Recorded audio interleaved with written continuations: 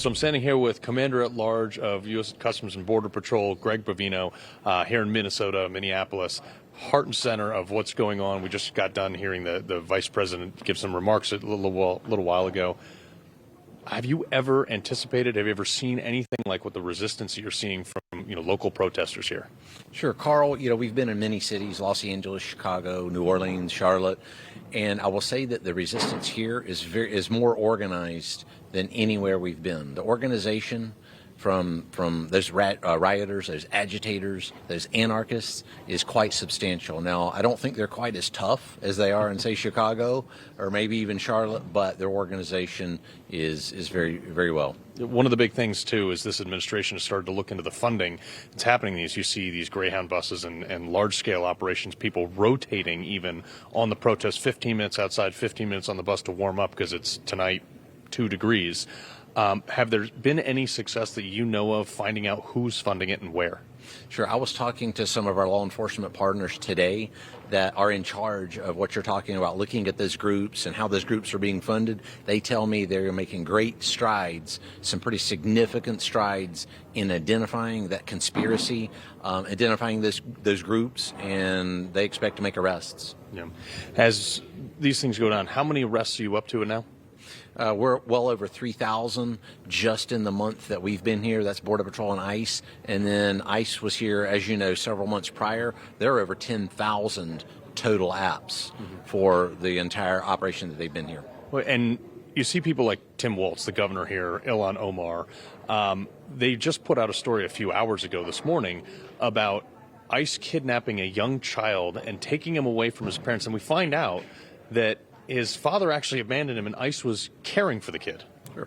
Carl, they will put a lie out, Mr. Walz or Governor Frey, they will put a lie out before ever knowing the truth. Carl, I don't think they even care really what the truth is, as long as they can vilify law enforcement, as long as they can heat up that rhetoric. I do believe they want to heat up that rhetoric and make our jobs infinitely harder to do out on the streets, and that's what they're trying to do now. Our Title 8 mission will go unabated, no doubt, but why should we even have to worry about lies spouted by a governor or a mayor who don't even know what the situation is?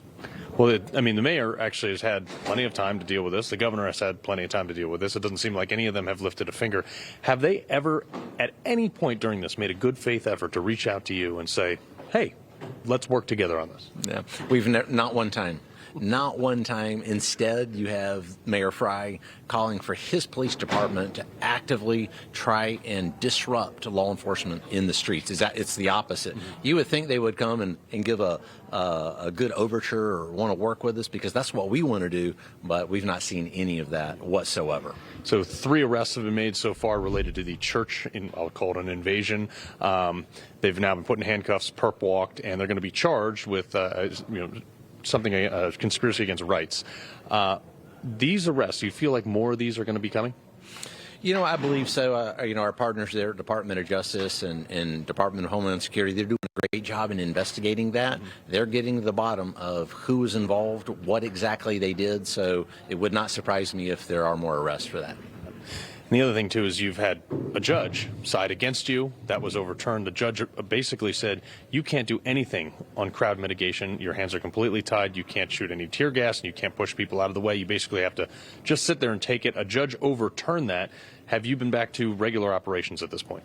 We are back to regular operations. Carl, we never suspended our operations based on what that judge said, because we're legal, ethical, and moral in everything that we do, including the deployment of less lethal munitions. We've got very strict guidelines and standards and training that we go by, and as long as we go by those standards and the law, I think we were good anyway.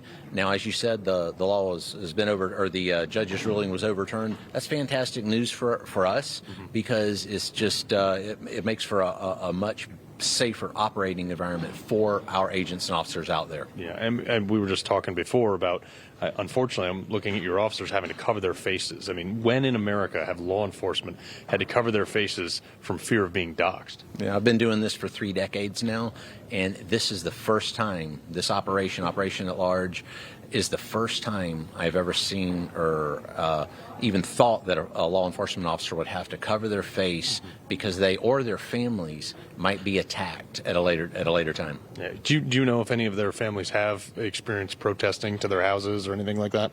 Absolutely. There have been many agents, once they are doxxed, that do have to contend with threats to their family, protests at or near residences and things like that. So it only takes minutes. It only takes minutes once they know who these agents are. Very scary situation. Yeah, well, it's unfortunate. No end in sight, apparently, according to the Trump administration, said we're not going anywhere, we're not standing down, we're not stopping. How much longer do you think you might need here in Minneapolis to accomplish your goals? We're apprehending dozens, if not hundreds, of criminal aliens every day here in Minneapolis and across Minnesota. So, Carl, we're going to be here till that mission's accomplished. Yeah. If there are those criminal aliens, those child rapists, murderers, you name it, terrorists, if they're out walking the streets, then we've got a job to do, we've got a mission to do, and we're going to be here till that mission's complete. Target-rich environment. Sir, thank you very much. Thank you. Nice to meet you. He loves the Constitution. He fights for what's right. He hates the bad guys. He's a freedom warrior. He's your freedom warrior. Watch Carl Higbie every weekday on Newsmax.